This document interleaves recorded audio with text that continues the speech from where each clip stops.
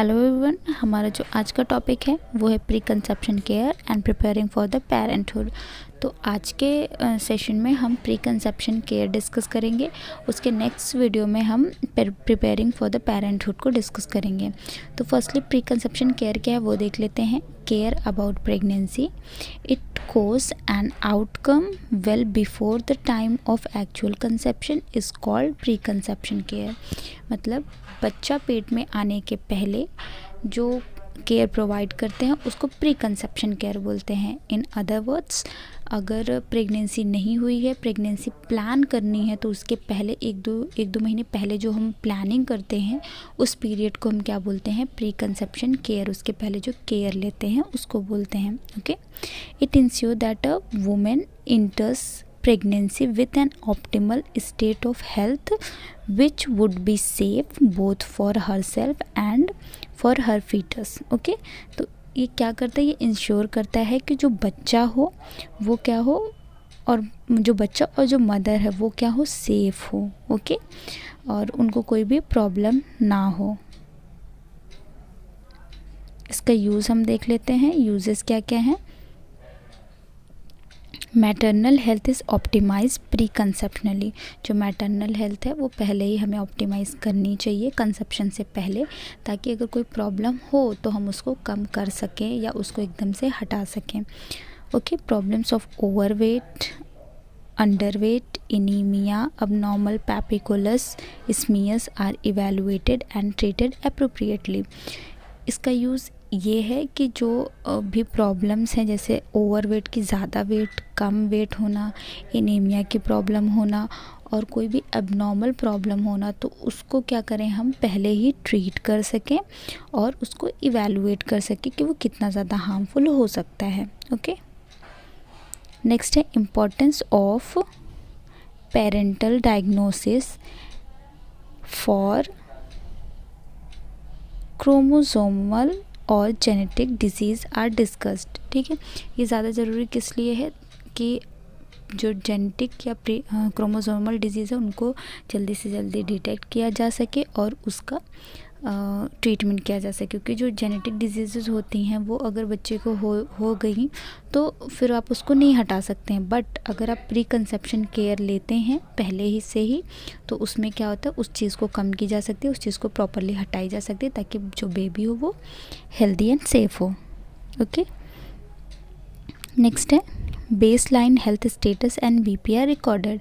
जो pre conception कहते हैं उसमें जो भी हेल्थ हिस्ट्री होती है, हेल्थ स्टेटस होता है, उसको प्रॉपरली रिकॉर्ड किया जाता है। Drugs used before pregnancy are verified and changed if required.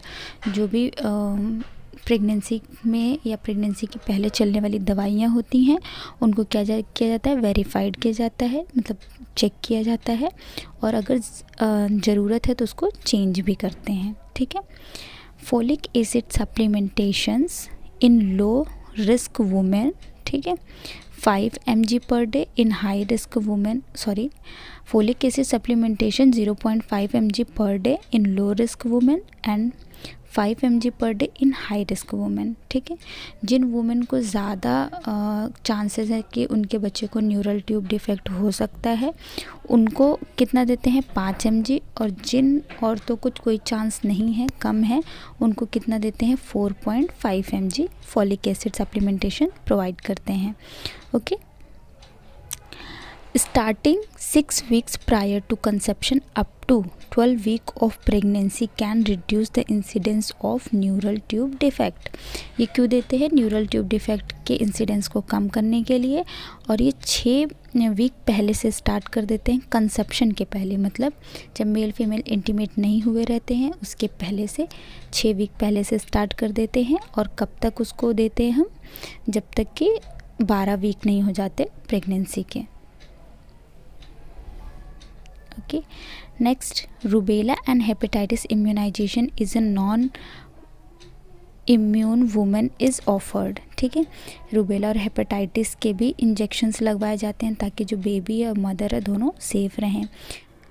Identification of high risk factor by detail evaluation of obstetric medical, family and personal history. जो high risk factors हैं जो कि प्रेगनेंसी में complication कर सकते हैं, जैसे कि अगर मदर को थायराइड है, अगर मदर को डायबिटीज़ है, या मदर को HIV है, हाई रिस्क में अगर वो आ रही हैं तो उसको हम क्या करते हैं, इवैल्यूएट करते हैं, उसको हम पर्सनल हिस्ट्री लेते हैं, उसकी फैमिली हिस्ट्री लेते हैं और उन सारी चीज़ों को आइडेंटिफाई और कंसीडर करते हैं ट्रीटमेंट के लिए, प्री कंसेप्शन ट्रीटमेंट के लिए। ओके,